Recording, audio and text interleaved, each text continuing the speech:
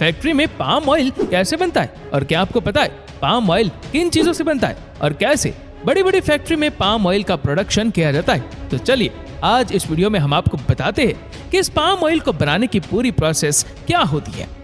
तो सबसे पहले आपको बता दें कि पाम ऑयल की प्रोडक्शन शुरू होती है पाम के पेड़ों से और ये पेड़ कुछ इस तरह के होते हैं और इतने बड़े बड़े और लंबे पेड़ों से इस पाम के फलों को तोड़ने का काम एक बड़ी सी स्टिक की मदद से किया जाता है। यहाँ पर इन पेड़ों से पाम के फलों को तोड़ने के बाद इन्हें ट्रैक्टर में भर लिया जाता है और ये जो पूरा प्रोसेस है इसे हार्वेस्टिंग कहा जाता है। आपको बता दें कि ये पाम का पेड़ हर साल 16 से 20 किलोग्राम पाम के फल प्रोड्यूस करता है और एक पाम के पेड़ से हम 25 से 30 साल तक पाम ऑयल निकाल सकते हैं। आसानी से एक ट्रॉली का इस्तेमाल करके एक नट में इन सभी पाम के फलों को पेड़ों से काटकर ट्रकों तक लाया जाता है और फिर इन ट्रकों को फैक्ट्री में भेज दिया जाता है। पर जहाँ पर इस पाम ऑयल की प्रोडक्शन होगी यहाँ फ्रंट लोडर का इस्तेमाल करके इन सभी पाम के फलों को फैक्ट्री के अंदर ले जाया जाता है। यहाँ पर आप देख सकते हैं कि ये एक कन्वेयर बेल्ट की जैसी बनी हुई एक मशीन है और इसके ऊपर एक बॉक्स की शेप का ढांचा लगा हुआ है और इन्हीं के अंदर पाम के फलों को डालकर फैक्ट्री के अंदर लाया जाता है।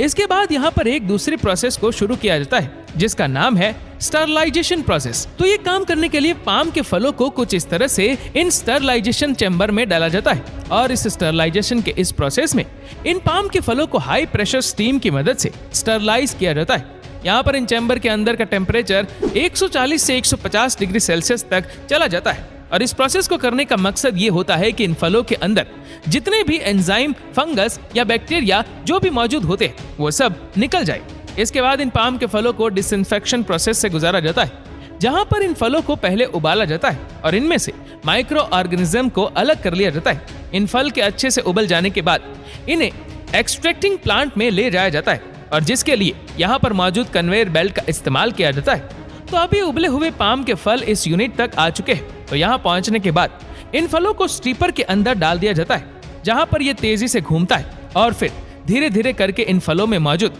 खाली ब्रांचेस को निकाल दिया जाता है। अब जैसे जैसे ये प्रोसेस होती रहती है तो वैसे वैसे एक एक करके यहाँ मौजूद पाम के फल कन्वेयर बेल्ट की मदद से बाहर आते जाते हैं और यहाँ से इन्हें सीधे डाइजेस्टर मशीन के अंदर भेज दिया जाता है जहाँ पर इन फलों को डाइजेस्ट कर पाने लायक बनाने के लिए हीट का इस्तेमाल किया जाता है। ये मशीन इन फलों को एकदम कचुम्बर सा बना देती है और जब कुछ समय के बाद इन्हें इस मशीन से बाहर निकाला जाता है तो इनका पूरा का पूरा होलिया बदल कर कुछ इस तरह का हो जाता है।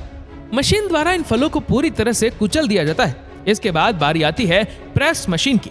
और ये इस पूरी प्रोसेस का सबसे इम्पोर्टेंट हिस्सा होता है क्योंकि यही पाम ऑयल को इन फलों से निकाला जाना होता है। इस प्रेस मशीन की मदद से सबसे